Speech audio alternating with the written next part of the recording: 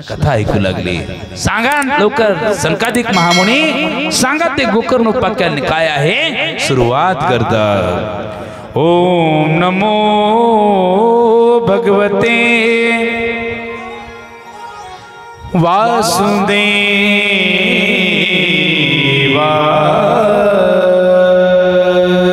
ऐका सनकादिक महामुनी सांगले, नारदजी आत्मदेव नावाचा एक ब्राह्मण आहे आणि त्याचं वर्णन करू लागले व्यास महर्षी।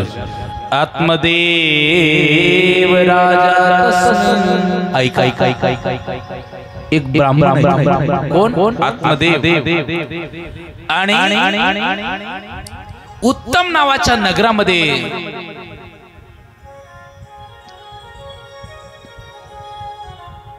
कोणती नदी महाराज? तुंगभद्रा नदीच्या तटावरती तो राहतोय। आत्मदेव नावाचा ब्राह्मण व्यवस्थित आहे का? गोड आहे। हे चरित्र ऐकल्यानंतर तुमच्या मनामध्ये एकदम जी वासना असेल, मनात ते सगळे विकार नष्ट तर होतील, पण गंगेसारखं स्वच्छ मन तुमचं होईल। ऐका, तुंगभद्रा नदीच्या तटावरती उत्तम नावाचं एक नगर आहे आणि आत्मदेव नावाचा ब्राह्मण त्या ठिकाणी राहतोय। खूप सात्विक असणारा ब्राह्मण, पण त्याच्या जीवनामध्ये त्याला एक खट्याळ बायको भेटली। पहा, बायको पण चांगली भेटायला नशीब लागतं महाराज, नाही तर काही नाही। बाहेरून मालक आले, याला भूक लागलेली असते खूप, आणि आल्यानंतर प्रेमाने ती जर म्हटली, स्वामी थकून भागून आलात, लगेच ताट करते। तांब्याचा भरलेला तांब्या हातामध्ये पाणी पिण्यासाठी देणार, किती समाधान वाटत। अर्धी भूक तर पळून जाईल ना, पण ही झोपलेली समजा, ही आलंय भागून थकून, ते तिथं पिठाचा डबा आहे, ते गॅस, ते तवा, मला आली झोप, तुम्ही काय करा, 2-4 भाकरी थापा आणि जेवा, झोपा। असं म्हटल्यानंतर महाराज त्याच्यासारखा दुर्भाग्य दुसरा कोणताच नाही रे, कोणताच नाही। ऐका, पत्नी पण अनुकूल भेटावी आणि सज्जन सुविचाराची भेटावी, याच्यासाठी भगवंताची कृपा लागते बरं। शास्त्र सांगतं, स्वतःवर काय नका। तेव्हा आत्मदेव नावाचा ब्राह्मण, याच्या जीवनामध्ये भांडकुदळ, त्याला एकदम खल असणारी बायको प्राप्त झाली। तिचं नाव आहे काय? धुंधुली। ऐकलेली कथा आहे तुम्ही, पण आजच्या नियमामध्ये ऐका, हे मात्यापर्यंत आपल्याला ऐकावं लागतं। धुंधुली नावाची पत्नी भेटली आणि व्यास महर्षी तिचं वर्णन करतात की कशी होती। लोकवार्ता कशी तिचं वर्णन केलं धुंधुलीचं व्यास महर्षींनी, की स्वतःचं म्हणणं खरं करणारी होती। स्वतःचं म्हणणं खरं करणारी, गावामध्ये प्रत्येक दिवशी एक जणीला ती भांडायची। तिचा स्वभाव कसा होता? त्या ठिकाणी क्रोधिष्ठ होती आणि भांडकुदळ असा तिचा स्वभाव होता। सगळ्या गोष्टी घरामध्ये उपलब्ध होत्या। आत्मदेवा नावाचा ब्राह्मण, सगळ्या गोष्टी उपलब्ध आहेत, पण एक खंत होती की त्याच्या जीवनामध्ये त्याला पुत्र प्राप्ती नव्हती, म्हणजे मुलबाळ झाले नाही। 1 वर्ष नाही, 2 नाही, 3 नाही, 4 नाही, लग्न होऊन अनेक वर्ष झाले, 15-20 वर्ष झाले। साहजिक आहे, मनामध्ये दुःख वाटणारच, पण धुंधुलीला कुठलंच दुःख नाही, एकदम आयुष्य थाटामाटात राहायची बाई। कुणाचं काही घेणं देणं नाही। पण दर दिवस एक जणासोबत तरी भांडणार, त्याशिवाय भोजनच करत नव्हती। काय काय काय ती अशी होती की कुणासोबत जर भांडण नाहीच झालं तर त्या दिवशी उपाशी झोपायची, अशा स्वभावाची। आणि खूप त्या ठिकाणी पतीला कधीही गोड बोलत नव्हती। एके दिवशीचा प्रसंग आहे, अनेक दिवस झाले आणि अनेक दिवसांच्या एक असा दिवस उजळला, आत्मदेव एका शेतामध्ये जाऊन निवांत असं बसला आणि विचार करू लागला, अरे या उत्तम नावाच्या नगरामध्ये मी अनेक दिवस झालं राहतोय, भिक्षा प्रवृत्तीने राहतोय, जे ब्राह्मणाचे नियम आहेत, श्रोत स्मार्त कर्म जे आहेत, हे सगळे कर्म मी पाळून राहतोय. लोक मला दर दिवस नमस्कार करतात, पण माझ्या जीवनामध्ये पुत्र प्राप्ती नाही. या असल्या जीवनाचं काही खरं नाही. म्हणून मनामध्ये द्वेष, एक खंत निर्माण झाली आणि आत्मदेव विचार करतोय, असल्या जीवनाचा धिक्कार असो. जीवन जगलेलं त्या ठिकाणी असं काहीही, त्या ठिकाणी किती जरी मला धनद्रव्य प्राप्त जरी झालं तरी अशा जीवनाचा काही उपयोग नाही. आज मी काय करतोय, जीवनच संपून टाकतो. आज मी जीवन संपून टाकतो. म्हणून आत्मदेव मनामध्ये विचार करू लागला की आज मी घराचा त्याग करणार, घराचा त्याग करणार, वनामध्ये जाणार आणि एखादं तळ जर मला त्या ठिकाणी दिसलं की त्या तळ्यामध्ये मी उडी टाकणार आणि माझं जीवन मी संपवून टाकणार. सज्जना हो, ऐका, भागवत शास्त्र एवढं गोड आहे. कितीही मोठे संकट जीवनामध्ये येऊ द्या, किती मोठे संकट येऊ द्या, किती मोठं दुःख येऊ द्या, किती मोठं कर्ज होऊ द्या, पण हे जीवन कधीच संपवायचं नसतं. भागवत शास्त्र सांगतं हे जीवन पुन्हा नाही, हे पुन्हा नाही, हे जीवन पुन्हा नाही. स्वतः आत्महत्या कधीच करू नका. अरे सगळ्या गोष्टीला प्रायश्चित्त आहे, पण आत्महत्या केल्यानंतर त्याला प्रायश्चित्त माझा भगवंत कधी देत नाही. भगवंत त्याचा कधी स्वीकार करत नाही. अनमोल किमतीचा हा देह भगवंताने दिला म्हणून आत्महत्या कधीच करू नका. पुरुषार्थी लोक नसतात ते, जे आत्महत्या करतात, विष घेतात, फाशी घेतात, असे लोक त्या ठिकाणी पुरुषार्थी कधीच नसतात. त्यांचं नाव ज्या दिवशी मेला त्या दिवशीच मूर्खामध्ये काढतात लोक त्यांना. अरे काय उपयोग झाला म्हणतात एवढं करून. फाशी घेणारा माणूस बघा, विष पिणारा बघा, त्या दिवशीच लोक नाव ठेवतात मौतीच्या ठिकाणीच. आत्महत्या कधीच करायला नाही पाहिजे. त्यावेळेस आत्मदेव घराचा त्याग करतो, एका वनामध्ये जातो आणि एका तळ्याच्या काठी जाऊन त्या ठिकाणी स्फुंद स्फुंद रडू लागतो. एक सांगू, कुठल्याही कुटुंबामध्ये सगळ्यात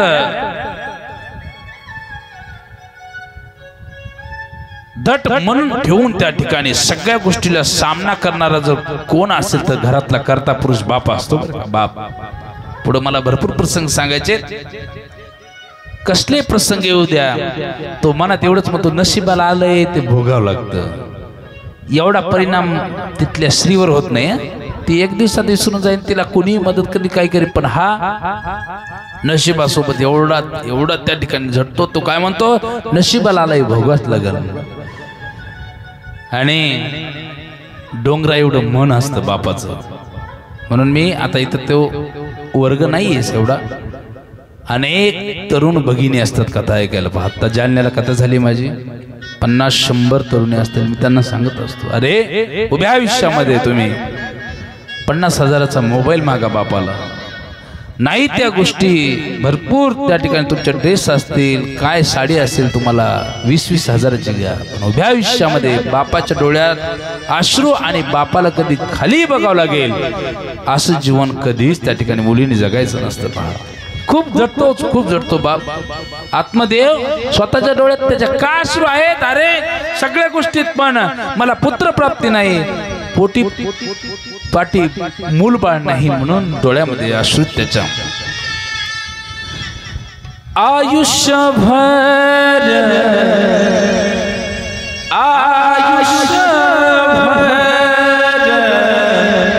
नशिबाशी झटला तेव्हा मला बाप माझा डोंगरा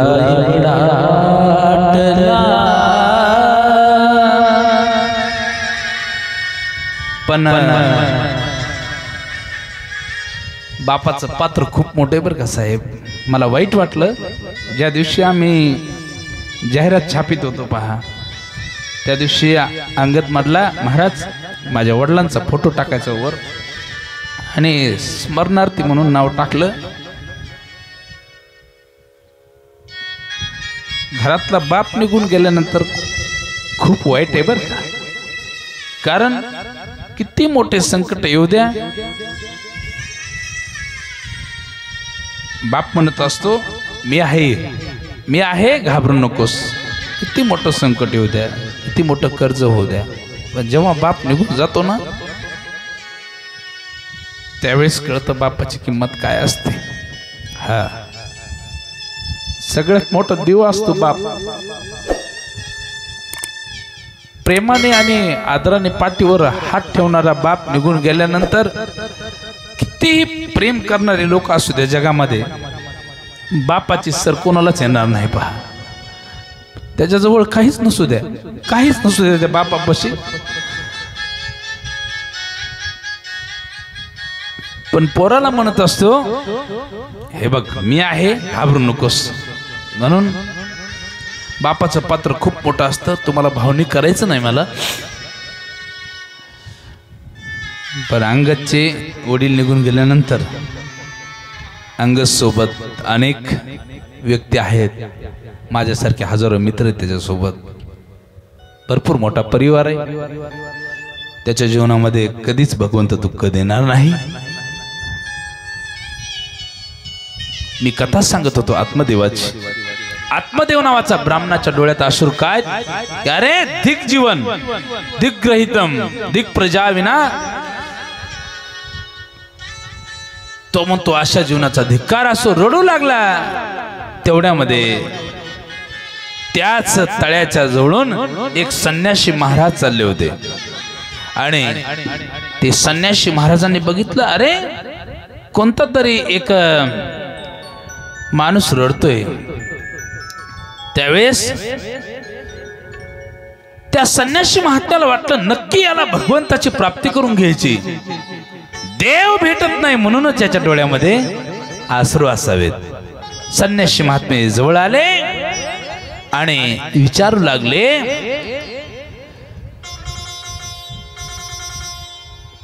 हे भल्या माणसा कोण तू? कथम रोदिशी विप्र, काय कारण आहे तुझ्या रडण्याचं? विप्र शब्दाचा अर्थ ब्राह्मण होतो. हे ब्राह्मणा तू का रडतोस? काही लोक त्यांच्या वेशभूषावरून त्यांना बघितलं की लक्षात येतं कोण असावे ते. संन्यासी महात्म्याला ओळखलं, हे ब्राह्मणच आहे. शेंडी बिंडी असेल व्यवस्थित, पुन्हा खायला माल ब्राह्मणाला एकदम ना चांगलं खात्यात बरं का ते, म्हणून तेज बी जास्त व्यवस्थित. हा, ओळखू आला असं. कथम रोदिशी विप्र, का ते चिंता बली असेल, काय चिंता तुला लागली ती सांग. त्यावेळेस आत्मदेव बोलू लागले, महाराज काय उपयोग आहे जगून? असल्या जीवनाचं काही खरं नाही म्हणे. धिक जीवन. अहो लग्न होऊन अनेक दिवस झाले पण मला पुत्र प्राप्ती नाही. एवढंच नाही महाराज, माझ्या घराच्या समोर अनेक वेळेस मी वेगवेगळ्या गायी आणल्या. गिर गाय आणली, जफरी गाय आणली, गावरान गाय आणली, पण कोणत्याच गायीला वासरू झालं नाही. फळाचे फुलाचे एवढे सुंदर बगीचे लावले माझ्या घरासमोर मी, पण कोणत्याच झाडाला कधी फळ आलं नाही.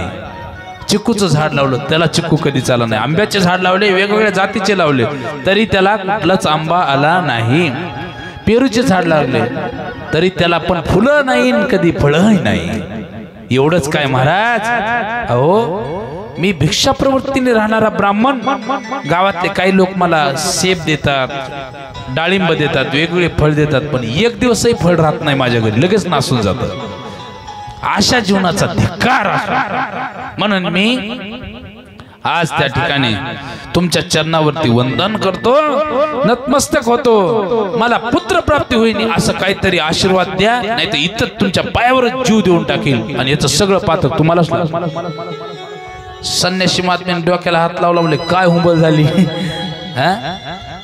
अरे मी चाललो होतो लांबून, उगाच आडवी वाट करून आलो.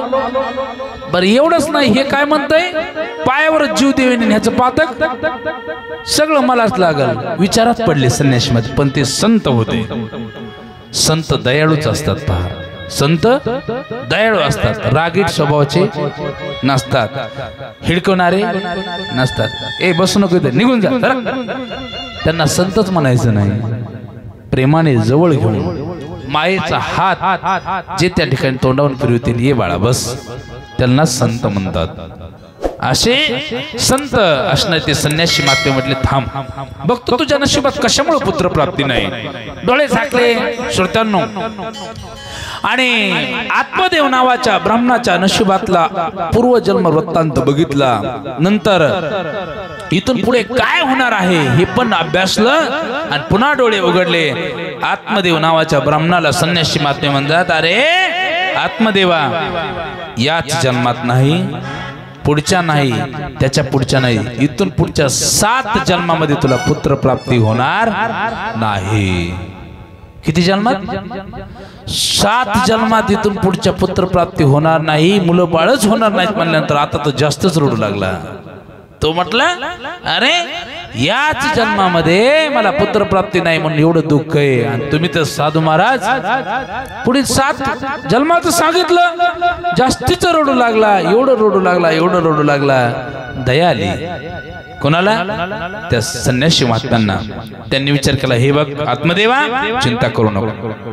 त्यांच्या झोळीमध्ये हात घातला आणि हात घातल्याच्या नंतर एक फळ काढलं, आशीर्वाद रूपी एक फळ काढलं. आत्मदेवाला सांगितलं, कर असा हात. त्याच्या हातामध्ये ते फळ दिलं, सांगितलं, हे फळ तुझ्या पत्नीला खाण्यासाठी दे. तिला 1 वर्ष सत्य, पावित्र्य, दया, दान हे नियम पाळायचं सांग, तुला सुंदर बाळ होईल. आता तुमचा एक प्रश्न असेल श्रोत्यांचा, महाराज आता संन्यासी महात्मे म्हटले 7 जन्मात पुत्र प्राप्ती, पुढच्या नाही, मग लगेच कसं काय म्हटले असं? ऐका, विधात्याने जे लिहिलेलं असतं ना कपाळावरती, विधात्याने लिहिलेलं जे कपाळावरती आहे त्याचा पुसण्याचा अधिकार कोणालाच नसतो. पण संत जर आले तर संतांमध्ये एवढी ताकद आहे, सामर्थ्य, शक्ती आहे. विधात्याने जर दुःख लिहिलं असलं तर संत महात्मे जर प्रसन्न झाले त्याच्यावर, तर संत महात्मे ते दुःख पुसून सुख लिहू शकतात. एवढी ताकद संतांची आहे. तेव्हा त्या संन्यासी महात्म्यांनी सांगितलं, जा तुला बाळ होऊन जाईल. आत्मदेव घरी येतात. घरी आल्याच्या नंतर धुंदुली नावाची जी कुविचाराची पत्नी होती, भांडणारी, क्रोधिष्ट, ती समोर आली आणि हे फळ आत्मदेव म्हणतो, अगस धुंदुली, दरे सुंदर फळ त्या ठिकाणी संन्यासी महात्म्यांनी दिलेलं आहे. सत्य, तप, पावित्र्य, दया, दान हे नियम पाळ, आपल्याला सुंदर बाळ होणार आहे. कुठलंच आनंद नाही तिला, काहीच नाही. ठीक आहे, जा. दिलं तिच्या हातामध्ये. आत्मदेवाला वाटलं आता नक्की ती खाईल आणि मला आनंदाचे सोहळे उपभोगायला भेटतील. आत्मदेव दररोजच्या नियमाप्रमाणे निघून जातात. हिच्या मनामध्ये धुंदुलीच्या कुविचारच, तिचं नाव धुंदुली, धुम धुम करती ती धुंदुली. हा, सारखं बडबड बडबड बडबड बडबड बडबड बडबड बडबड बडबड. आणि ही धुंदुली मनात विचार करू लागली, गोरख भाऊ, ती मनात म्हणू लागली, आता हे फळ मी खाणार, खाल्ल्यानंतर माझ्या पोटामध्ये बाळ वाढणार, पोटामध्ये बाळ वाढल्यानंतर पोटाचा आकार मोठा होणार, मग मी भांडू कशी, मी त्या ठिकाणी भांडणार कशी, मला तर भांडल्याशिवाय भोजनच जात नाही. कुविचार आले. हो मातांनो, खरं सांगा, तिला एवढ्या वर्षांनी बाळ होणार आहे म्हणजे किती आनंद व्हायला पाहिजे होता, पण आनंद नाही. ती म्हटली, नाही नाही नाही नाही, जमणार नाही. माझ्या नंदा घरी आल्यानंतर त्यांच्यासोबत मुकाबला कशा करू मी? नंदाला भांडायचा लईच तिला सवय होती बा. ती नंदा आल्या की तिला, आलात का? अहो या बसा, खूप दिवसांनी. असं नाही, आलात बर, करा भाजी भाकरी करा, खाऊ घाला आम्हाला बी. हे असं असतं का? असं असतं का? इथं तसं आहे का? नाही महाराज, इतरल्या नंदा आनंद देणार आहेत. नाही तर नंदा शब्दाचा अर्थ तसा असतो. नंदा, ननंद जे म्हणतो ना आपण, ननंदच ना, ननंद नाही देत कधीच आनंद. तिला काय म्हणतात? आपण इथल्या सोडून सांगितलं. बोला राधे राधे. ऐका, तेव्हा विचार करू लागली, हे फळ मी खाणार नाही, काय करावं. तिची एक बहीण होती पहा. बहिणी लगेच फोन लावला. लगेच तुम्ही विचारू नका तेव्हा फोन असेल का, ऐकत जा फक्त, ऐका. लगेच फोन लावला, ताई ये बरं. आणि कधी बी एक गोष्ट लक्षात असू द्या, आपल्या घरात बायकोची बहीण आली 4-5 तास थांबली की समजायचं काहीतरी कुठाना होणार आहे. कधी बी लक्ष ठेवायचं, थोडं जरा बारीक नजर ठेवायची. पिशवीत काय देते का, घेते का, हे तुम्हाला सूचना देऊन सांगितल्या. कारण का जास्त वेळ थांबली बडबड काय केली, नक्कीच कानं भरवले म्हणून समजा. हे इथलं नाही, हे जे वाईट धुंदुली सारख्या जे असतात त्यांचं सांगतोय मी. बोला राधे राधे. तेव्हा त्या ताईला बोलून घेतलं, त्या ताईला सांगितलं असं असं झालंय, माझ्या पोटी मुलबाळ नाही म्हणून मालक गेलते कुठतरी, कोणत्या तरी त्या साधू महाराजांनी फळ दिलंय म्हणे, आणि हे खाल्ल्यावर जमन का, नाही जमणार. तेव्हा तिची जी बहीण होती, सज्जना हो श्रोत्यांनो ऐका, तिला पूर्वीचे 5 बाळ होते. किती? 5 मुलं, आणि 6वं बाळ तिच्या पोटात वाढत होतं. तिने सांगितले काम कर, हे फळ खायचं नाही ना, नाही खाणार, जमणार नाही म्हणली. हा 9 महिने 9 दिवस वागवायचं. पुन्हा ते काय शेवटला काय प्रसूतीला काय बाळांतपण म्हणतात ना. बाळांतपण या शब्दाचा अर्थ काय माहिती? बाळांत. एक तर त्याच्यामध्ये व्यवस्थित झालं तर ठीक आहे, नाही तर बाळ किंवा आईचा त्याच्यात अंतही होऊ शकतो, म्हणून बाळांत असा शब्द आहे. आणि ते नाही जमणार म्हणे, माझ्या नाही, सणच नाही होणार म्हणली, मी खाणारच नाही. ती म्हणली चांगली ताराव पेटलीस. म्हणली मी तशीच आहे. मग म्हणली या फळाचं काय करायचं, मालकाला खोटं बोलावं ते बी जमणार नाही. समोर गाय आहे ना, हिला बी कधी बाळ नाही झालं. हो म्हणली लई वर्षापासून बांधलेली, काय कामच नाही त्यांना. प्रेमाने एक शब्द बोलत नव्हती पाहती. हा तिची स्टाईल मला काय करायला जमणार नाही. बोला राधे राधे. हे आपल्याला जमलंच नाही ते तसं कधी. साहेबाला चांगलं माहिती बा. ट्रिप मध्ये एखादं कोणी काही बोललं तरी आपलं ऐकून घ्यायचं. ऐका. तेव्हा ते फळ त्या गाईला चारून टाकलं मातांनो. गायीने जसं फळ खाल्लं तसं गाईच्या पोटामध्ये सुंदर एका बाळाची वाढ होऊ लागली. किती भाग्यवान असेल ती गाय. संन्यासी महात्म्याने दिलेलं फळ त्या गायीने प्राशन केलं. आता ही म्हटली एक काम कर, तुझ्याकडे खूप संपत्ती, काही संपत्ती तू मला दे. सोन्याच्या माहुरा बिवरा असल्या तेवढ्या मला दे. कोण सांगती? बहीण. हा बहीण. ते मला दे, मी माझ्या मालकाला हे धन देईल, आणि तो उद्यापासून फक्त नाटक करायचं काय, माझ्या पोटात काहीतरी वाढतंय, आणि मालकाला सांगायचं मी फळ खाल्लंय. जेव्हा 9 महिने 9 दिवस होतील तेव्हा हे बाळ माझं मी तुला आणून देईल. मी प्रसूत झाल्यानंतर मी बाळांतीन झाले की माझं बाळ तुला आणून देईल.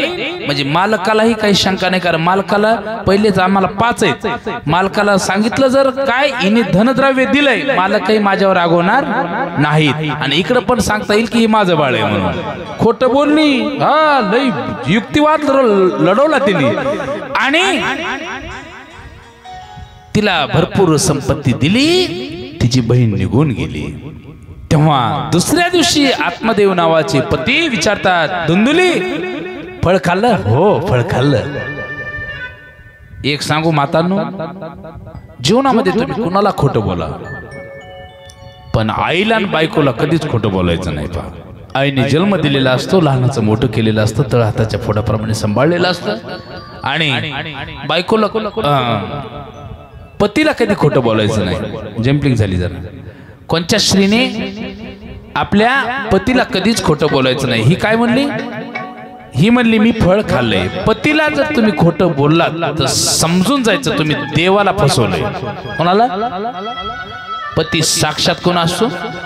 परमेश्वर असतो. अहो, जी असणारी पत्नी पतीची मनोभावी सेवा करते, तिला देवाकडे जायची पण गरज नाही पडत. पण मनोभावातून त्या ठिकाणी मनातून पतीची सेवा असावी. कपटी स्वभावाने कधीच त्या ठिकाणी सेवा करायची नाही. पतीच्या वचनामध्ये जी राहते साक्षात भगवंत तिच्यावर प्रसन्न होतो. आणि जी पतीची खरंच मनोभावी सेवा करीत असेल तिचं म्हणणं माझ्या देवाला पण ऐकावं लागतं. मी सांगत नाही. तुका म्हणे पतिव्रता तिची देवावरी सत्ता. तिचा अधिकार कुठं का असतो? देवावर. पण म्हणून पतीला कधीच खोटं बोलू नका. आपल्या पतीला कधीच खोटं बोलायचं नाही मातांनो. आणि सगळ्यांना सांगतो आई वडिलांना नाही कधी खोटं बोलायचं नाही. कारण आई आणि वडील सगळ्यात मोठा देव आहे आपला, कधी लक्षात असू द्या.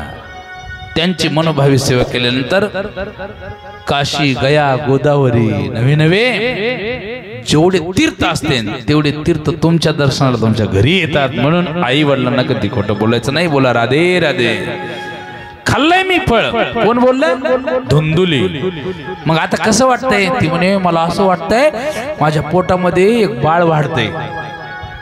लटकच म्हणू लागली मला हे आवडतंय खायला, ते आवडतंय खायला. ठीक आहे. आणि आत्मदेवाने त्याच्या मनामध्ये काही कपटच नाही. म्हणेल तसं त्या बायकोचं पूर्ण ऐकावं. सगळ्या गोष्टी बायकाच्या कधीच ऐकायच्या नाही. हे आता आपल्यासाठी सांगतो. 100%तल्या 20 गोष्टी कोणाच्या ऐकायच्या? बायकोच्या. 80% मनावर आपल्या करायचं बरं का. असं 100च्या 100 गोष्टी त्यांच्या जर ऐकल्या, समजून घ्यायचं तुमचं त्या ठिकाणी सगळ्या गोष्टी तुम्ही जर तिच्या ऐकल्या तर कधीतरी काम फसणार आहे म्हणून समजा. म्हणून 20% तिचं जरूर ऐकायचं. काही काही वेळेस आपल्या कुंभी जम्पलिंग होते ना, आणि 80 गोष्टी स्वतःच्याच मनाने करायच्या. कारण आपल्या एवढी बुद्धी त्यांना बी असते म्हणा, पण आपली थोडीशी जास्त असते. चला विषांतर नको. तर आत्मदेवाला खोटं बोलली आणि दर दिवसचा नित्यक्रम ती सांगू लागली. आणि एके दिवशीचा प्रसंग आला. एके दिवशीचा प्रसंग असा आला की जी तिची बहीण होती तिला बाळ झालं. जसं बाळ झालं त्याच रात्रीच्या समयाला ती आली. आत्मदेवाचा महाल वेगळा आणि या धुंदुलीचा महाल वेगळा होता. तिने तिकडूनच फोन केला असेल, आले मी. लगेच दरवाजा उघडा, आली मध्ये लगेच बाळ देऊन टाकलं. होई निघून गेली. निघून गेल्याच्या नंतर ऐका, प्राप्त काळी सकाळी बाळ रडू लागलं. प्राप्त काळी सकाळी बाळ रडू लागलं. बाळ रडत असताना जेवढे काही सख्या असतात ना, सख्या तुम्ही काय म्हणता त्याला? मैत्रिणी म्हणत असतात. पळत पळत आल्या. बाळ रडतय, बाळ रडतय. कोणाचं बाळ आहे? त्या धुंदुलीच्या समोर बाळ रडताना दिसलं.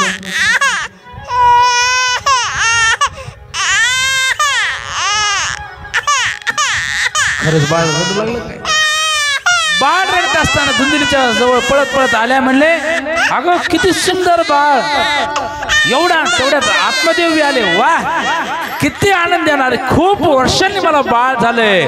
वाद्यवृंद वाजू लागले, मंगल वाद्य वाजू लागले. सगळ्यांना सांगितलं, ब्रह्मवंदाला काही सेवकांना बोलून घेतलं, धन द्रव्य वाटप करा, ब्राह्मणांना दान देऊन टाका, गाई दान करा, भूदान करा, सोनं कनक दान करा, चांदीचं दान करा. एवढं दान त्या ठिकाणी केलं. एवढा आनंद वाटला, एवढा आनंद वाटला. 1 महिना, 2 महिने, 3 महिने झाले. गाईला पण सुंदर एक बाळ झालं. गाईला बी सुंदर बाळ झालेली बातमी आत्मदेवाच्या कानावर जशी गेली, आत्मदेवाला खूप आनंद. अरे आतापर्यंत कधी वृक्षाला फळ फुल येत नव्हतं, गाईला बाळ होत नव्हतं. आता गाईला बी बाळ झालं, माझ्या पत्नीला सुंदर बाळ झालं. आनंदच गगनात मावेना. जिकडे तिकडे चोहीकडे आनंदी आनंद, आनंदी आनंद, आनंदी आनंद. हा जणू की सोन्याचा दिवसच उगला की काय. आनंद कुणाला? आत्मदेवाला. आणि आता मी माझ्या बाळाचं नाव ठेवणार. बाळाचं नाव ठेवणार. नाव ठेवणं आणि नाव ठेवणं याच्यात बदल आहे. वाईट वागलं की माणसं नाव ठेवतात आणि बाळ झाल्यानंतर त्याचं सुंदर नाव ठेवतात. एकच शब्द आहे पण 2 अर्थ आहेत. बोला राधे राधे. तेव्हा सुंदर नामकरण विधी पार पाडायचा आहे. सावधान आहे सगळे, सावधान. आणि त्या सावधानतेमध्ये सगळ्यांना बोलून घेतलं. सगळ्यांनी सांगितलं अरे माझ्या बाळाचं सुंदर नाव ठेवायचं. सुंदर नाव. 5-6 ब्राह्मण आले आणि ब्राह्मण आल्याच्या नंतर ब्राह्मण म्हटले खूप दिवसांनी तुम्हाला बाळ झालंय. गाईला बाळ झालं. अगोदर गाईच्या बाळाचं नाव ठेवू. गाईच्या बाळाचं नाव ठेवू म्हटलं की धुंदुलीला राग आला ना. तळपायची आगत मस्तकाला गेली. अरे या ब्राह्मणाला काही कळतं का नाही म्हणे. माझ्या नंतर बाळ झालंय गाईला आणि हे गाईच्या बाळाचं नाव ठेवावं लागले अगोदर. ठीक आहे बघते तुमच्याकडे, बघतेच म्हणा लागले.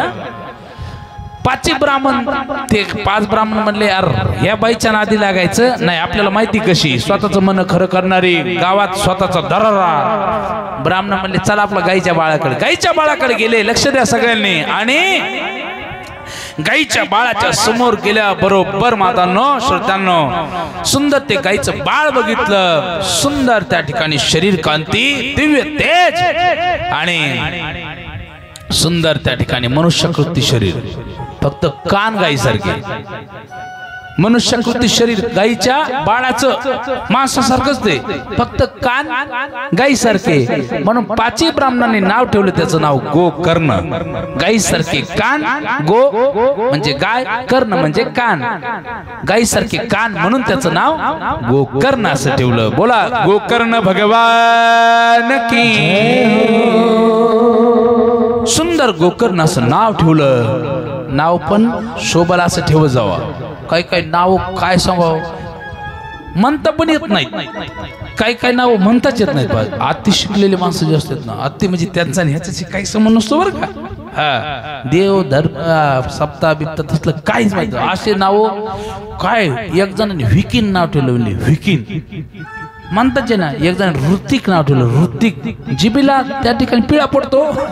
कसं नाव सहज असावं. राम, सीता, गोदा,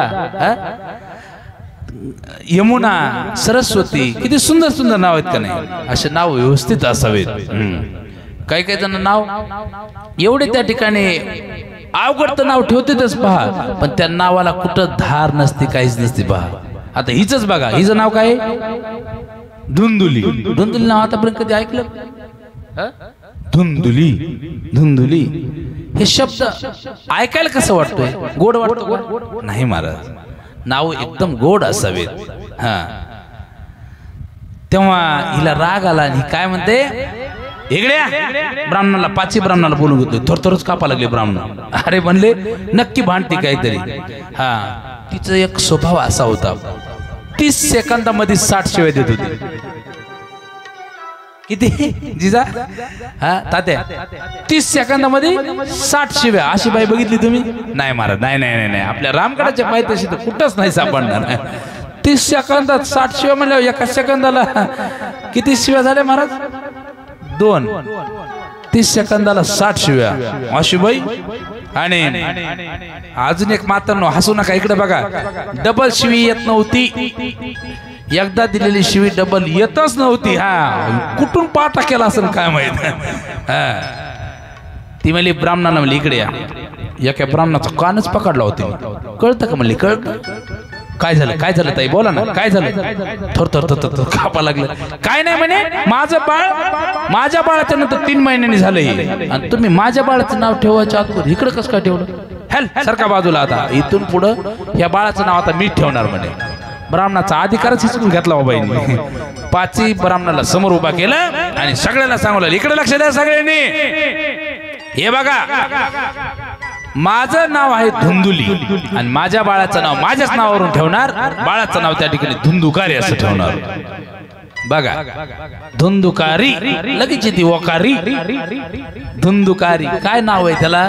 बुडणा शेंडा असं म्हणतो आपण खेड्यामध्ये. बुडणा शेंडा, धुंदुकारी असं नाव ठेवलं. आणि आता पुढचं चरित्र शुकदेवजी सुत महाराज 88,000 ऋषीवरांना सांगू लागले. आनंद नावाच्या घाटावरती सनकादिक महामुनी, नारद महर्षी, अन्य श्रोत्याला सांगू लागले की ते लहानाचे मोठे होऊ लागले. आता ऐका, एक महत्वाची गोष्ट सांगेल. मुलाचं पूर्ण जीवन त्याच्या आईवडिलांनी लावलेल्या संस्कारावर 1 नंबरला आणि जीवनामध्ये लाभलेली संगत, या 2 गोष्टीवर अवलंबून असतं. मुलाने चोरी केली, कोणासोबत जर भांडला आणि आईने वडिलांनी त्याच्यावर जर पांघरून टाकलं, जाऊ द्या विषय सोडून द्या, होतच असतंय. किती चोरले? 100 चोरले, जाऊ द्या काही नका लक्ष देऊ, आम्ही तुम्हाला 150 देऊ. अरे पण तू मोठा पॉकेट प्लेअर होईल ना नंतर. एखाद्याला 5-6 शिव्या दिल्या त्याने, बळच एखाद्याचा बांध कोरला, एखाद्या सोबत हात मोडला एखाद्याचा. मोठ्याचं लेकरू म्हणून जास्त लोक त्याच्याकडे जाणार नाही. समजा काय म्हणणार, नाही नाही काय एवढं काय काय मारलं नाही तुमच्या बाळाला, हात तर मोडला. अरे उद्या पाय मोडून देऊ. आई वडिलांनी जर त्याच्यावर पांघरून टाकलं तर तो गुंड बनत असतो पहा. आणि जीवनामध्ये जर कुसंगत लागली, मी हमेशा सांगत असतो साहेब, भोजनाच्या पंक्तीमध्ये तुम्ही बसल्यानंतर एखादी पंगत जर तुमची चुकली, जागाच भेटली नाही, तर एक वेळेचं भोजन तुमचं जाईल. भोजनाची पंगत चुकली तर एक वेळेचं भोजन जाईल, पण जीवनाची जर संगत चुकली तर आयुष्याची दिशा बदलल्याशिवाय राहत नाही. म्हणून जीवनामध्ये संगती चांगल्याचीच असावी. सुसंगती सदा घडो, सुजन वाक्य कानी पडो. म्हणून संगत ही चांगल्याची असावी. कधीही हे तरुण मुलांनी लक्षात ठेवायचं, अरे आपण कोणाच्या संगतीत आहेत दर दिवस विचार करायला पाहिजे. रात्री झोपल्यावर एवढा विचार केला पाहिजे, संगत ही चांगल्याचीच केली पाहिजे. आपण जो मुलगा चांगल्याच्या संगतीत आहे ना, नाही त्यांनी पैसा कमवला तरी काय अडचण नाही, पण जीवनामध्ये त्याचं नाव त्या ठिकाणी, त्याच्या आईवडिलाचं नाव तो उज्ज्वल केल्याशिवाय राहत नाही. म्हणून संगत ही चांगल्याची असावी. तेव्हा लहानाचे मोठे होऊ लागले हे बाळ. गोकर्ण ज्ञानी बनला, कारण तो संतांचा आशीर्वाद होता. गाईचं बाळ होतं ते. आणि हा धुंदुकारी नावाचा मुलगा मूर्ख बनला. मूर्ख, आपल्या भाषेत वाईट वागा लागला तो. एक दिवशी स्वतःचे पिताश्री असणारे कोण आत्मदेव यांनाच मारायला निघाला. तलवारच काढली साहेब त्याने, हिथं लावली बापाच्या. अरे दिवसाची रात्र, रात्रीचा दिवस केलाय तुझ्यासाठी त्यांनी, आणि त्याच्या गळ्याला तलवार. काय म्हणला तो सांगा पिताश्री? पूर्ण धनसंपदा कुठे आतापर्यंत कमवलेली सगळी माझ्या नावा पाहिजे. वाईट वाटलं आत्मदेवाला. दोन्ही डोळ्यातून अश्रू येऊ लागले. अरे जेव्हापर्यंत मला मुलं बाळ नव्हते तेव्हापर्यंत मी विचार करत होतो, अरे मला कधी मुलं होईल, कधी मुलं होईल. आणि आता बाळ झालं तर ही हिरे असे नसतं देवाने बाळ दिलं तरी त्या ठिकाणी मी आनंदी राहिलो असतो. चांगलं परमार्थ करत होतो. हे कधी कळतं माणसाला? खूप उशिरा कळतं. बरं मला सांगा, पुत्रप्राप्ती नसतेच म्हणून काय जीवन नाही का? हा, वाईट वाटू लागलं. दोन्ही डोळ्यातून अश्रू येऊ लागले आणि काय करावं समजेना. झुरू लागला, रडू लागला तो बाप. तेव्हा दुसरा मुलगा जो होता ना, कोण, गोकर्ण, जवळ आला. पिताश्रींचं दर्शन घेतलं. आपलं कर्तव्य ऐका, आम्हालाही काही नियम पाळणं होत नाहीत. सकाळी उठल्यानंतर स्नान झाल्यानंतर आई वडिलांचं दर्शन घ्यावं. आई आणि वडिलांचा आशीर्वाद ज्यावेळेस आपल्या पूर्ण जीवनावर प्राप्त होतो ना, पाहतो दिवस किती आनंदाचा जातो. तुम्ही एसीच्या गाडीत बसताल, किती मोठे पदार्थ खाताल, पण घरी आल्यानंतर आईच्या हातची चुलीवरली भाकरीची खाता ना, त्याच्यासारखी गोडी त्या पंचपक्वानामध्ये कधीच भेटणार नाही.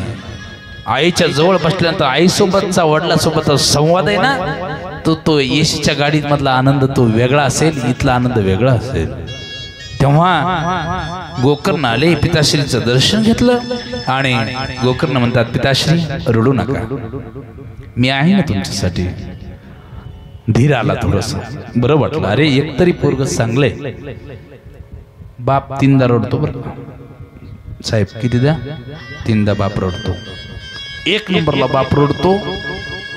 तळहाताप्रमाणे सांभाळलेली पोरगी चिमणी लग्नानंतरामधून ज्यावेळेस तो बाप वाट लावतो ना, थाय मोकलून रडतो बाप. किती मोठ्या काळजाचा बाप असू द्या, किती डोंगरा एवढं काळीज असू द्या, गाय जशी हंबरटा पोळती ना, तसं बाप वाट लावताना शेवटच्या क्षणाला गाडीत ती मुलगी बसती का, आणि बाबा म्हणून ज्यावेळेस ती हाक मारती ना, तो काच खाली कडून ज्यावेळेस ती मुलगी बघती त्यावेळेस पळतच येतो बाप. आणि दरवाजा उघडून लेक असणारी जी गाठ बांधलेली असते ना पदराची, त्या आणि कशाची, नवरदेवाच्या त्या शालेची, सोडून टाकते. खट्ट मिठी मारते बापाला. आणि बापाला काय म्हणते, बाबा उद्यापासून आई कधी रागवली तर उपाशी जाऊ नका बाबा. तुमची ही चिमणी कधी तुमची त्या ठिकाणी सेवा करायला तयार आहे. कधी जर मोठा दादा बोलला ना माझा, तर कुठं त्या ठिकाणी निघून जायचं नाही, या लेकीकडे यायचं बाबा. तेव्हा बाप रडतो बरं का. आणि आजही लक्षात असू द्या मातांनो, खरं सांगा, तुम्हाला किती मोठं दुःख झाल्यावर तुम्ही कुणापासून व्यक्त करत नाहीत, पण तुमच्या मुलीजवळ व्यक्त करता. मुलीला माहित होते कसला नवरा असू द्या त्या मुलीचा, दारू पिणारा जरी असला ना, वेळात वेळ काढते, आईबाबाकडे येते. मुलीसारखं प्रेम करणारं पात्र जगामध्ये दुसरं कोणतं नाही. माझा विषय इथून निघला होता की बाप 3दा रडतो, तेव्हा एकदा रडतो, बाप अजून एकदा रडतो.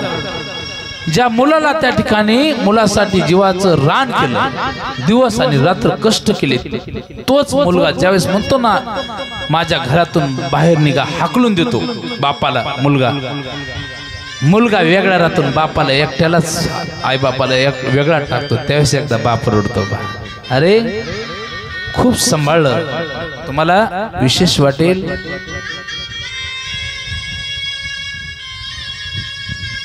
एखादी आई जर लवकर निघून गेली ना आणि तिला मुलगा आहे समजा, तर तो बाप सगळ्या त्या लहान बाळाच्या सगळ्या गोष्टी बापच करतो, सगळ्या गोष्टी करतो, त्याच्या शिशूपासून सगळ्या गोष्टी बाप करतो. आणि जेव्हा तो वैली टाकतो ना मुलगा, जा हे घर सोडून तुम्ही दुसरीकडे झोपडी बांधून राही, माझं घर आहे, बाप धाय मोकलून सगळं आठवतं त्या बापाला, सगळं आठवतं. 2 आणि तिसऱ्या वेळी कधी रडतो सांगतो तुम्हाला. एकदम शेवटला अंतकाळ जवळ येतो ना, त्यावेळेस त्याची तळमळ असते, काय माझी पोरगी माझ्याकडे येईल, माझी पोरगी माझ्याकडे येईल, तिला माझ्या चिमणीला बघितल्याशिवाय मी माझा प्राण सोडत नाही ना. असे भरपूर बाप आहेत, मुलगी येऊन स्वतःच्या हाताने काहीतरी पाणी तरी देईल तेव्हाच बाप प्राण सोडून देतो. बर असा 3दा बाप रडतो. त्या बापासाठी आपण कधीतरी काहीतरी करून दाखवलं पाहिजे. बा गोकर्ण सांगतो, मी आहे ना बाबा तुमच्यासाठी. आनंद वाटला गोकर्णाला. आणि गोकर्ण ज्यावेळेस सांगतो त्यावेळेस आत्मदेव मनात विचार करतो की एक तरी पोरगा आहे, मग काय करायला पाहिजे मी. गोकर्ण सांग. गोकर्णाने उपदेश केलाय, बाबा तुम्ही काय करा, आत्ताच्या आत्ता या घरातून निघून जा, त्याग करा असल्या घराचा. तुमची पत्नी माझी आई वागणुकीला बरोबर नाही आणि वाईट विचार आहेत तिचे, तिच्यापासून कधी आनंद तुम्हाला भेटला नाही. तो दुसरा माझा दादा तुमच्या सुरी लावली गळ्याला, याच्या पद्धतीशी राहू नका, तुम्ही वनामध्ये निघून जा. भागवत महापुराणामधला 10म स्कंद आहे, त्याचं दिव्य चिंतन करा आणि स्वतः भगवंत स्वरूप होऊन जा. 3 श्लोकामध्ये गोकर्णाने सुंदरनं गोकर्ण गीता आपल्या पिताश्रींना सांगितली. तीच गीता 700 श्लोकामध्ये कृष्ण कन्याने अर्जुनाला सांगितली. आत्मदेव निघून गेले वनामध्ये आणि दिव्य अशी त्या ठिकाणी 10म स्कंदाचं चिंतन करत, अध्ययन करत, पाठ केला आणि स्वतः भगवंताचं नाम चिंतन करत करत कृष्ण स्वरूप आत्मदेव झाले. आत्मदेव संपले. आता नंतर धुंदुलीची होती, तिला पण एके दिवशी मारायला लागला हा धुंदुकारी. सांग माझ्या वडिलांनी कुठं धन ठेवलंय, नाही तर तुला आत्ताच्या आत्ता मी मारून टाकेल. तिला पश्चाताप झाला, एका विहिरीत तिने उडी टाकली आणि तिने पण आपलं जीवन संपून टाकलं. आता राहिले 2 जण. एक सांगतो तुम्हाला, तो विषय नाही पण थोडासा स्पर्श होतो इथं म्हणून सांगतो. जीवनामध्ये किती बी मित्र कमवा, तुम्ही कितीही मित्र कमवा, जीवा भावाचे मित्र कमवा, अनेक माणसं तुम्ही कमवा, पण तुमच्या वेळ येते ना तेव्हा तुमचा भाऊच काम येतो. बरं का लक्षात असो. किती वैर, काही भाऊ बोलत नाहीत एकमेकाला, किती दिवस बोलत नाहीत. जेव्हा तो मरून जातो ना तेव्हा मौतीला येतो तो. आणि मग लोक म्हणतात अरे होता तोवर नाही आला, म्हणतात का नाही, कधी मदत केली नाही. पण बंधू सारखं प्रेम ज्यावेळेस वेळ येते ना त्यावेळेस भाऊ स्वतःचं काम येतो. म्हणून भावाभावातलं प्रेम कधी तुटलं नाही पाहिजे. साहेब गोरे साहेब, तुमचा आदर्श घ्यावा.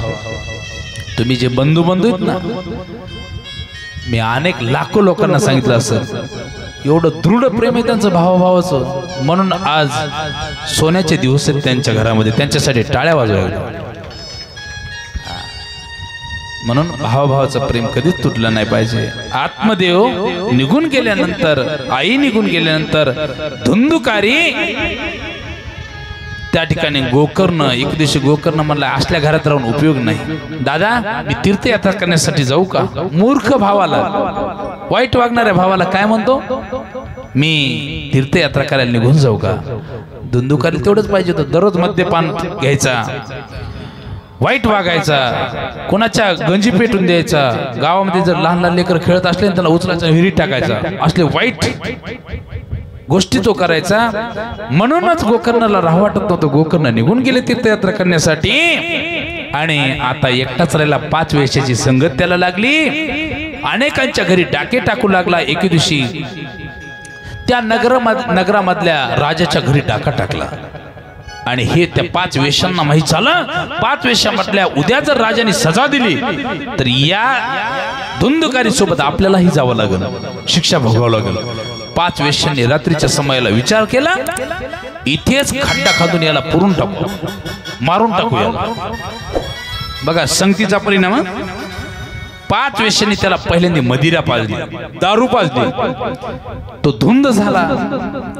एका अशाच पलंगाला दाव्याने त्याला बांधलं. इथं काही दोऱ्या बांधल्या आणि ओढू लागल्या, फाशी देऊ लागल्या. मरा नसते का? मरत नव्हतं. पापी माणसं लवकर मरत नाही. काय करावं आता? 5 वेश्यांनी इस्तो असतो का, इस्तो माहिती सगळ्यांना, एका टोपलीमध्ये एवढा इस्तो आणला आणि त्याच्या मुखावरती ओतला. तडपड तडपड तडपड करत करत करत करत मरून गेला धुंदुकारी. जसा मेला तसा तिथंच पुरून टाकला. 5 वेश्या निघून गेल्या. अनेक दिवसांनी ह्या गोष्टी समजल्या गावकऱ्यांना. ही गोष्ट गोकर्णाला तीर्थयात्रा करत असताना समजली. तीर्थयात्रा पण तरुणपणीच करावेत बरं का. एकदम म्हातारं झालं, गुडघ्याच्या वाट्या सारखलेल्या, घोटे त्या ठिकाणी तुटलेले, हे ठिकाणावर नाही, कानाची घंटी वाजलेली, अशा अवस्थेत जर तीर्थयात्रा केल्या. एक जण म्हातारी म्हणली मला तीर्थयात्रा करायची. तिचे पोरं म्हणले महाराज ₹1,00,000 देतो. एखाद्या आम्हाला किती घेतात म्हणले. मी म्हणलं 20,000. ते म्हणले आम्ही ₹1,00,000 देतो पण आमच्या म्हातारीला घेऊन जा. पण म्हातारीला या दोन्ही डोळ्यात दिसतच नव्हतं. आता दोन्ही डोळ्यात दिसत नाही, तिला धामाला कसं नाही साहेब. म्हणून तीर्थयात्रा ह्या तरुणपणी करायच्या. जवळ हे सगळं सिद्ध आहे, हात चालावया पाय, तव तू आपुले स्वैत पाय, तीर्थयात्रा तीर्थयात्रा करत असणारे गोकर्ण त्यांना माहित झालं, अरे माझा भाऊ त्या ठिकाणी मरून गेलाय, आई मरून गेली, वडील तर भगवंताच्या धामालाच निघून गेले. परत आला तो. आल्यानंतर ज्या राजवाड्यामध्ये एका वाड्यामध्ये जे राहत होते त्या वाड्यामध्ये आल्यानंतर वेगवेगळ्या आवाजात तो पिशाच्च्या योनीमध्ये गेला. कोण? धुंदुकारी. आणि पिशाच्च्या योनीमधून वेगवेगळे आवाज करू लागला. हत्तीचा आवाज, मेंढीचा आवाज, कोल्ह्याचा आवाज, सिंहाचा आवाज, वेगवेगळे आवाज कुणाचे येऊ लागले. म्हणून गोकर्णाने हातामध्ये पाणी घेतलं, अभिमंत्रित केलं. ज्या दिशेने आवाज येत होता त्या दिशेने फेकलं. जसं फेकलं तसं मनुष्यवाणीने तो धुंदुकारी बोलू लागला. दादा मी तुझा भाऊ धुंदुकारी. धुंदुकारी आणि तू कुठून बोलतोस काय मला दिसेनास. धुंदुकारी मला काय सांगू दादा, अरे मी आईला त्रास दिला, वडिलांना त्रास दिला, तुला घरातून मी हाकलून लावलं, खूप पाप केलं म्हणून मी पिशाच्च्या योनीमध्ये गेलो. पिशाच्च्या योनीमध्ये गेलो. आता लवकर सुटका माझी होईल म्हणून सांगता येत नाही. पण दादा माझी विनंती तुला, माझा भाऊ आहेस तू, माझा उद्धार होईल असं काहीतरी कर. अरे मला समजलं तू निघून गेलेला.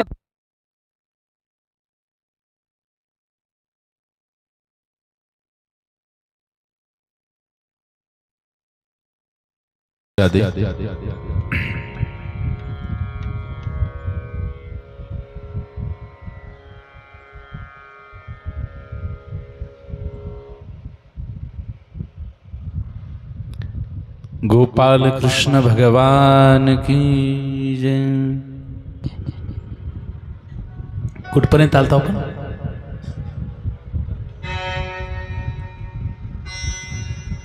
वेगवेगळ्या आवाजामध्ये तो गोकर्णाचा भाऊ बोलू लागला आणि उद्धार करून घेण्यासाठी काहीतरी साधन शोधू लागला. काही विचार करू नको, मी तुझा उद्धार होईल असं काहीतरी करतो. प्रातःकाळी गोकर्ण गावामध्ये अनेक जणांना, सज्जन माणसांना विचारू लागला की माझा भाऊ पिशाच्य योनीमध्ये गेलेला आहे, त्याचा उद्धार कसा होईल, कसा उद्धार होईल असं म्हटलं तर कोणी उत्तर सांगत नाही. एका सज्जन माणसाने सांगितलं सूर्यदेवाची आराधना करा. सूर्यदेवाची आराधना केली. सूर्य भगवंताने सांगितलं गोकर्णा, अरे सोपं साधन आहे, सुंदर भागवत शास्त्र, भागवत महापुराण कथा त्या ठिकाणी 7 दिवसाची कर, तुझ्या भावाला मुक्ती भेटल्याशिवाय राहणार नाही. आणि आकाशवाणी बंद झाली. गोकर्णाने सुंदर त्या ठिकाणी भागवत कथेचं आयोजन केलं. आता ऐका, एवढं सुंदर नियोजन केलं. त्या नियोजनामध्ये सुंदर मंडप, साऊंड सिस्टीम आणि सुंदर कथा सुरू केली 7 दिवसाची. त्या कथेमध्ये ही जशी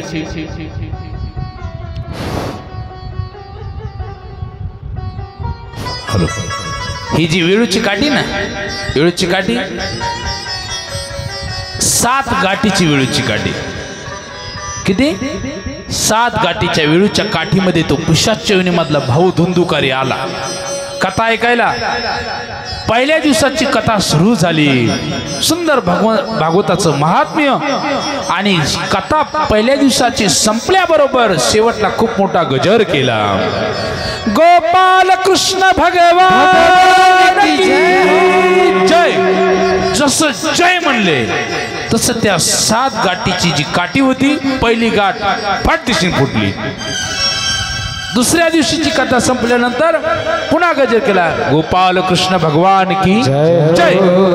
जय म्हणल्याबरोबर दुसरी गाठ, तिसऱ्या दिवशी तिसरी, चौथ्या दिवशी चौथी, 5व्या दिवशी 5वी, 6व्या दिवशी 6वी, 7व्या दिवशीची सांगतेच्या दिवशी कथा संपली आणि सुंदर गजर केल्याबरोबर 7वी गाठ जशी फुटली तशी त्या काठीमधून धुंदुकारी मनुष्य रूपाने बाहेर आला. हात जोडले, दर्शन घेतलं गोकर्णाचं. अरे दादा, माझ्यामुळे तो 7 दिवसाची सुंदर गोड भागवत महापुराण कथा ठेवलीस, माझा उद्धार झाला. तेवढ्यामध्ये भगवंताचं विमान धुंदुकारीला न्यायला आलं. गोकर्णाने सांगितलं, थांब धुंदुकारी, तुझ्यासारखी कथा इथल्या सगळ्यांनीच ऐकली म्हणे 7 दिवस. तू जसा विमानात बसतोयस तसं आम्हाला पण सगळ्याला विमानात बसून यायचंय भगवंताचं धाम बघायला. भगवंताचे पार्षद म्हटले, जे न्यायला आले होते ना धुंदुकारी, ते म्हटले नाही नाही तुम्हाला येता येणार नाही. म्हणजे कसं काय? म्हणले कथा ऐकताना तुमचं अर्ध लक्ष इकडं तिकडं विचलित व्हायचं. या धुंदुकारीने त्या ठिकाणी 7 दिवस या काठीमध्ये असताना व्यवस्थित कथा ऐकली. जे 7 दिवस एक क्षण इकडे तिकडे लक्ष न जाऊ देता कथा ऐकतील त्यालाच विमानात बसायचा अधिकार आहे.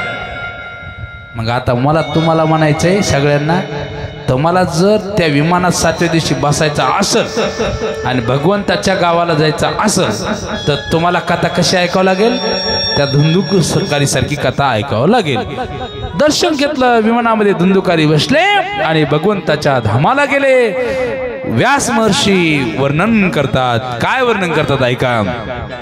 सदाशिव्या सदाशिव्या श्रीमद् भागवती कथा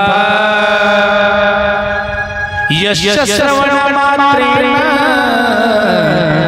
हरिश्चित्तं समाश्रे. सदाशिव्या सदाशिव्या सारखं सारखं सारखं. ही जर कथा तुम्ही ऐकली, या श्लोकाचा अर्थ सांगतोय तुम्हाला. सदाशिव्या सदाशिव्या श्रीमद भागवतीम कथा, सारखं सारखं ही जर कथा तुम्ही ऐकली तर काय फळ प्राप्त होतं? तर यश श्रवण मातेन हरिश्चित्तं सर्वाश्रे.